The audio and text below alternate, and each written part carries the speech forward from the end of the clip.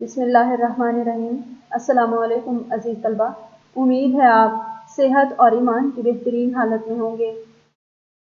ہمارا آج کا عنوان ہے اسم اور اس کی اقسام۔ اسم عربی زبان کا لفظ ہے، کسی بھی جگہ، چیز، شخص کے نام کو گرامر کی روح سے اسم کہا جاتا ہے۔ اسم کی بلحاظ معنی دو اقسام ہیں، اسم نکرہ اور اسم معرفہ، اور آج کا ہمارا عنوان اسم نکرہ کی ذیلی اقسام ہے۔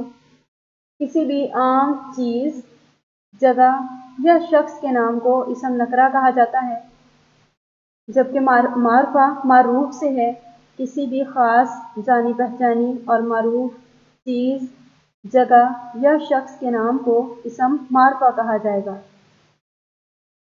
اسم نکرہ کی مندرجہ ذیل اقسام ہیں: اسم اعلیٰ، اسم صفت، اسم صوت، اسم ظرف، اسم جامد، اسم مصغر اور اسم مکبر۔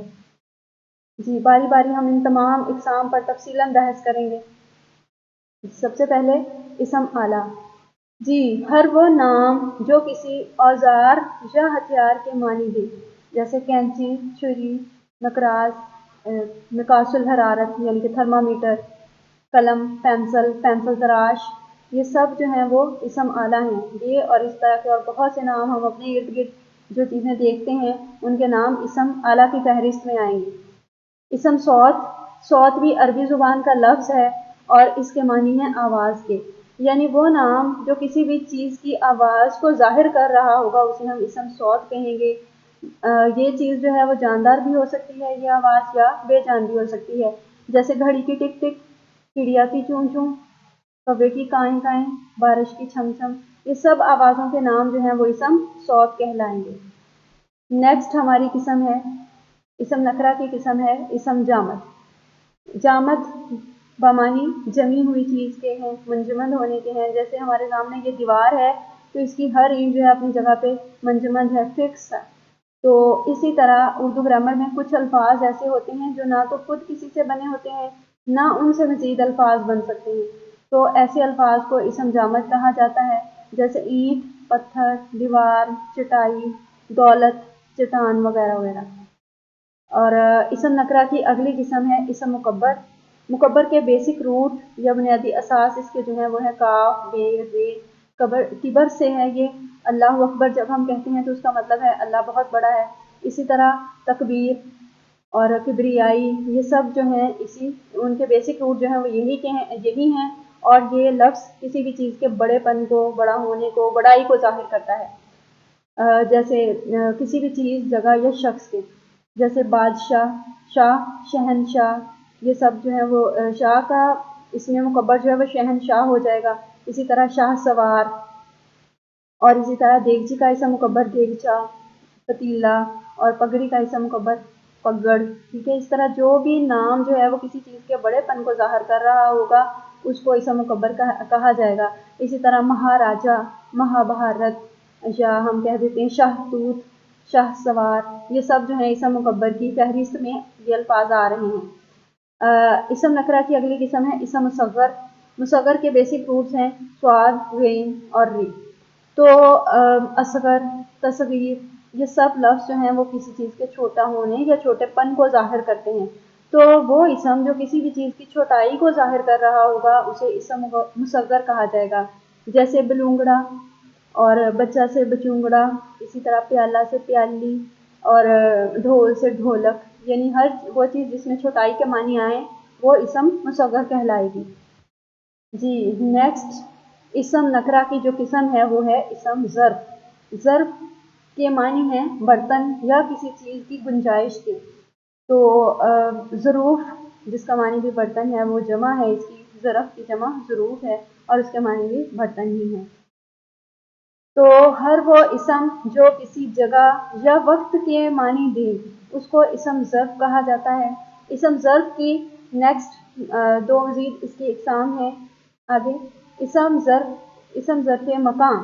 تو ہر وہ اسم جو کسی جگہ کے معنی دے رہا ہوگا، جیسے گھر، مسجد، اسکول، مدرسہ، ٹاؤن، شہر، قصبہ وغیرہ، وہ سب اسم ظرف مکان کہلائیں گے۔